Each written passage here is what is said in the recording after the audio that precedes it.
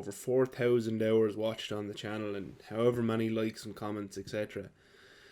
I've done it. I've done 12 months as a motovlogger, so I'm really proud of it, to be honest, and also delighted that the amount of people who have kind of stuck with the channel over the year have.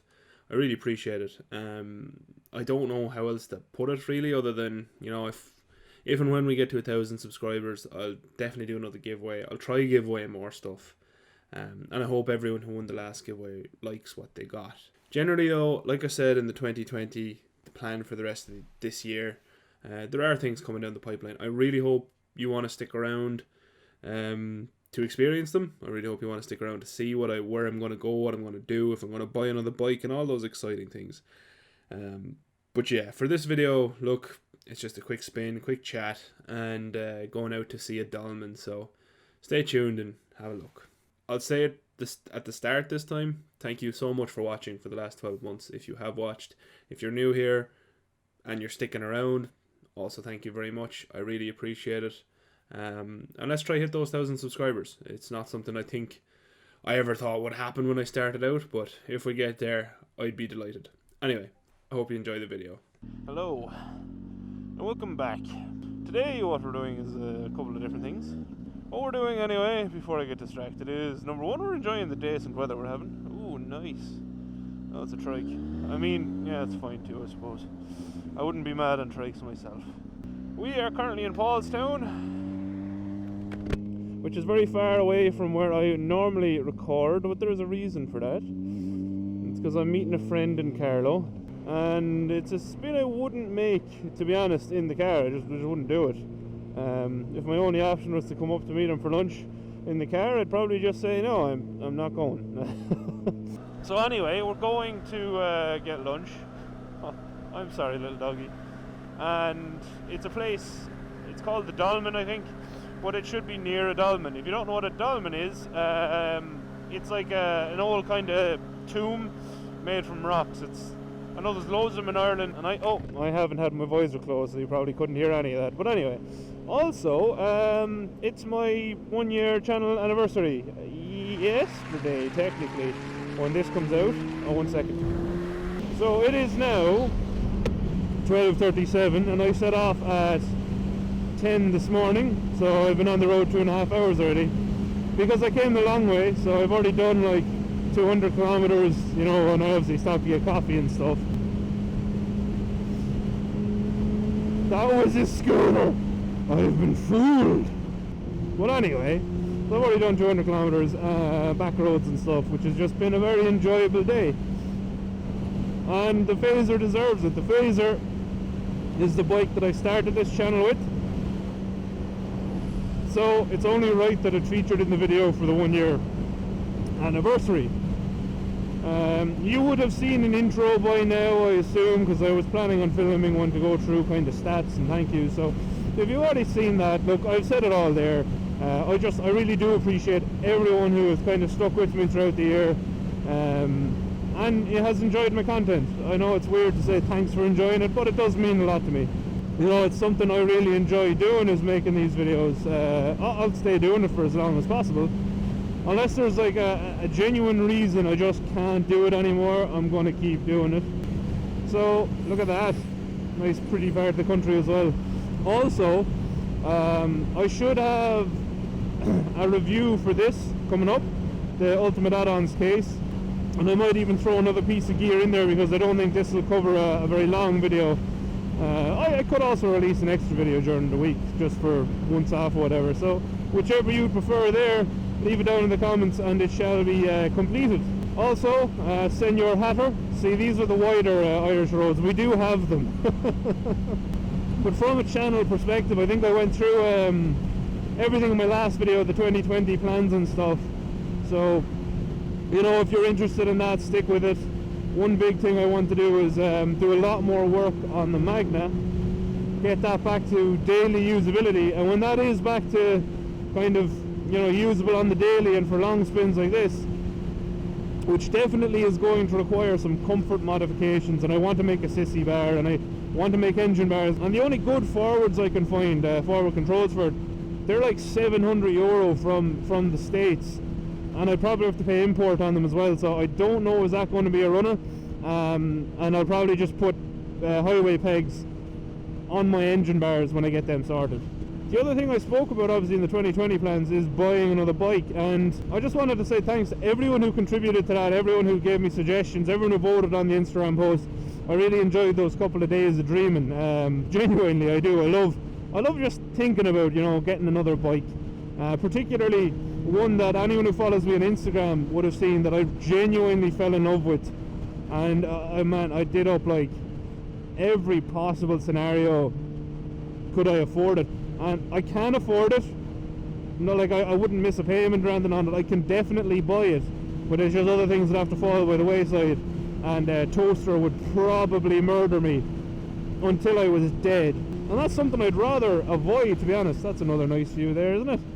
The river's pretty high because we've had a good bit of rain the last few days, weeks I should say. But yes, the bike I really daydreamed about most and put together all this pricing was for a Yamaha XV1900 that Franklin are selling. If you don't know who Franklin are, they're the guys who have genuinely soundly lent me bikes. I don't know, has there been any benefit for them in lending me those bikes? I hope so. I hope they've gotten people calling them etc out of it. I don't know if they've gotten anything tangible out of it, because I really do appreciate the fact they just gave me the bikes and told me to go off and ride them. Absolutely no strings attached, which is to be honest, it's the pinnacle. If I could get another one or two places to work with like that this year, that is a really nice view. The sky is lovely today. That would be the dream, because obviously Franklin are quite a trek away from me. I don't mind going up, you know, I don't mind going up to review the bikes. It's completely 100% worth it for me. But obviously if I could get one or two places near me, that would be great too. But yes, that XV that they have, I want it. I want it so much that it makes me sad, because I'm probably not going to be able to get it. Like, almost definitely not going to be able to get it unless my channel jumps to like 1 billion subs by tomorrow and all of a sudden I've loads of money. That's about the only way. Because to be fair, Toast was right, I probably should save to buy a house with her first. It makes more sense. It's the kind of adult sense that I don't like making, you know that kind of sense, the stuff that you're a grown up now, you have to do this. I don't want to do it, but I know I should. Look at that view. One other thing I want to get to try improve my going places videos is I want to get a 360 cam. So at the moment the one I'm really looking at is the GoPro Max, as Mr. Hippo Drones has spoken so highly about it, and he's a man I genuinely trust with this type of thing, because obviously he uses his cameras for the same applications as I use my cameras. Another thing that I'm really interested in, I don't know has anyone seen it, is, you know, the Insta360 or modular camera thing. I'd also, you know, it's that or the GoPro Max. One of them would be absolutely fine. So we are into Carlo now. If you're from Carlo, hello. If anyone from Carlo watches these videos, Scorpion cans that I have on, they're debaffled. And like, I came all the way up here in one go this morning and I forgot to put in my earplugs, which I sometimes would wear on longer trips because I already have bad hearing, so I don't want to ruin it. Call me an old man in the comments if you like, but trust me, once you have bad hearing, it's one of the most frustrating things in the world. And I've had a really bad hearing in my right ear since I was a child, and my left ear isn't great either. So it's just a horrendously frustrating thing to have bad hearing. So I do try to wear them as much as I remember to wear them, but I often forget. My ears are actually fine. It wasn't now obviously I was on back roads, so there was no motorway or anything, but my ears are fine. I'm not in pain or anything, which I would have if it was something that it felt too loud. Oh good, I'm glad they put all the really super slippy paint on the junction. I'd say that's fun in rain. Oh yeah, look, big fancy church over there. If you're a fan of like, you know, church architecture and stuff, if you ever visit Ireland, pretty much every town has a church. Even the smaller villages, a lot of them have churches. Not all of them are big and fancy, but they're all kind of cool. They all have interesting architecture, because obviously back in the day, building a church was seen to be the way to get yourself closer to God or earn your way into heaven, etc., etc., etc. It was the done thing. So, you know, people who had nothing would put all of their resources into building the fanciest church possible. I think we're just nearly at the lunch place, according to this. Hopefully it's right, and hopefully my bike doesn't get robbed while I'm eating lunch.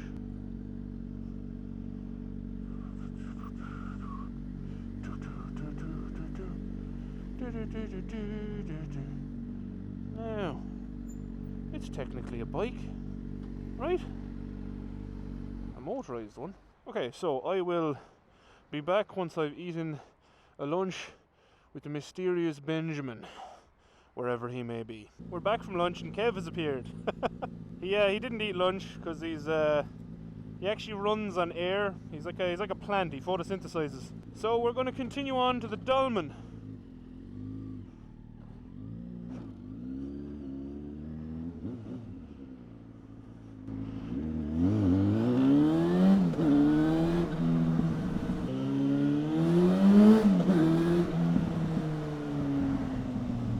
So we are on the way to the Dolmen tomb, but I'm currently on the way there with Kev, another amigo called Ben.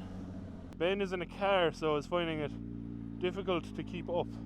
It's not ideal to use a car when your friends are on bikes, but Ben doesn't have a bike yet. He's going to a different country soon, and he's going to buy one over there. What he's going to buy is a Husqvarna 701.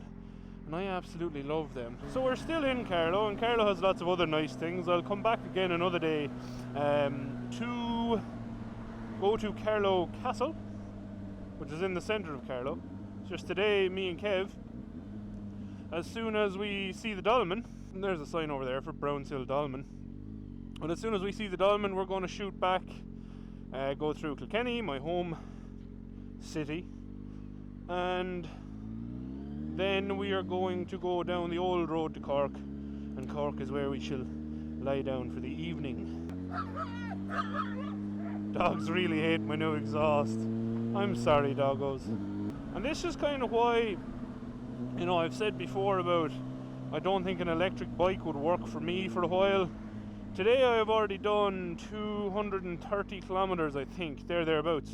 So even the kind of best in class electric bike, I would have had to charge again already. Look, I would like to have one. I think they are a good idea in a way, but I just don't think for someone like me who uses the living shit out of my bike, I don't think it makes sense right now.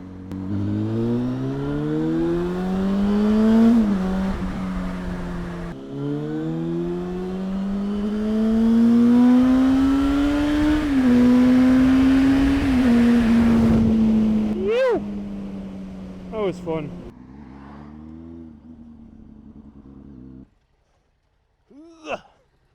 So you can see it in the distance, and we'll go over there now in a minute, but that is the Dolmen Portal tomb, they're called, and it's just a big load of stones, but it's cool because the top stone is bloody massive. So it, you know, early humans were actually just way stronger than us, and we just pretend that they had fancy tools to put up the big stone, but they were actually just tanks, and that's how that was actually done.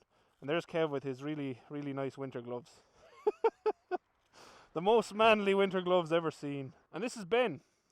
Ben is going to buy a 701. Are you okay being on camera, Ben? Yeah, I'm alright. Yeah, Ben's buying a class supermoto because he's a dickhead and has loads of money. So if you're looking for someone to rob, he's your man.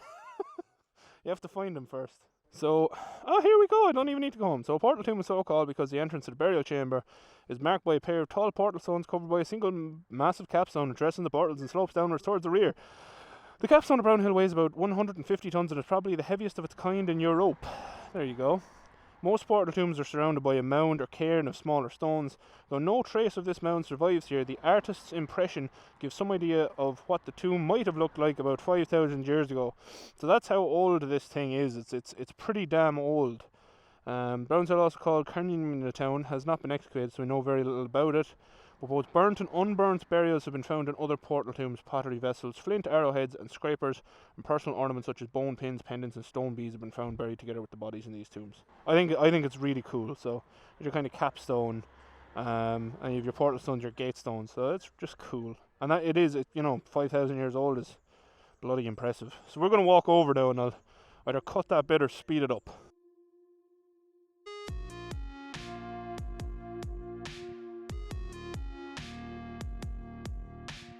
So here we are at the Dolmen, and I can see why this is one of the biggest ones in Europe, the heaviest capstone, because it's massive. That thing is huge. So there you go.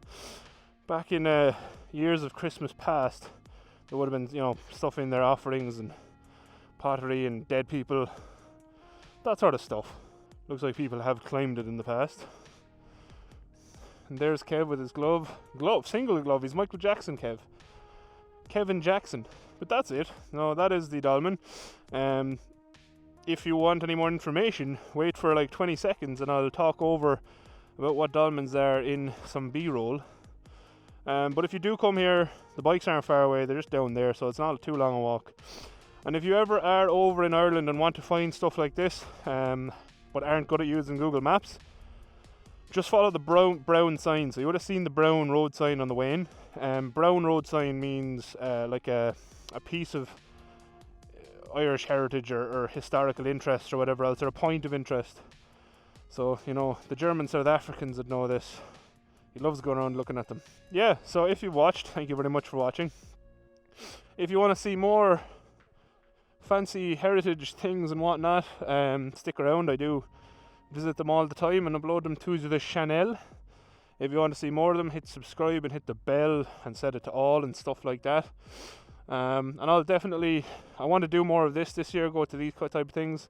So I'll hopefully be going to Clare in Ireland soon, because there's lots of them there. But I'll also take a picture for scale just to show you how big this thing is. It is absolutely colossal. But those are the two portal stones, and that would be the gate stone. So yeah, there you go. I don't know why this one has kind of fallen over. I didn't read that. But that's what it is. Thanks very much for watching. Until next time. Adios. Wave goodbye, Kev. Ben? So dolmens, which are properly referred to as portal tombs, used to be used to mark burial places with huge capstones held up by standing stones. So they're estimated to have been created between 3000 and 2000 BC and are generally thought to be tombs, but a lot of historians also argue that they were probably of ritual significance as well. The stones we see now, including this one today, would have originally been covered in earthen mounds, with the area below the capstone forming an entrance leading to the tomb proper itself. That's kind of why they got the name portal tomb, because you had a portal into the inside of them. So there's more than 100 dolmens scattered throughout Ireland in various states of repair. The one today has collapsed on one side, as you can see, which is a pity, but it is an absolutely massive capstone, so I'm sure that played a part. No one really knows how people at the time manipulated the huge capstones into place, but the fact that most of them are still standing 4,500 years later just shows how good they were at their jobs. Personally, I think they just lifted them because they were tanks back then, you know. Yes, I am an idiot. Good luck.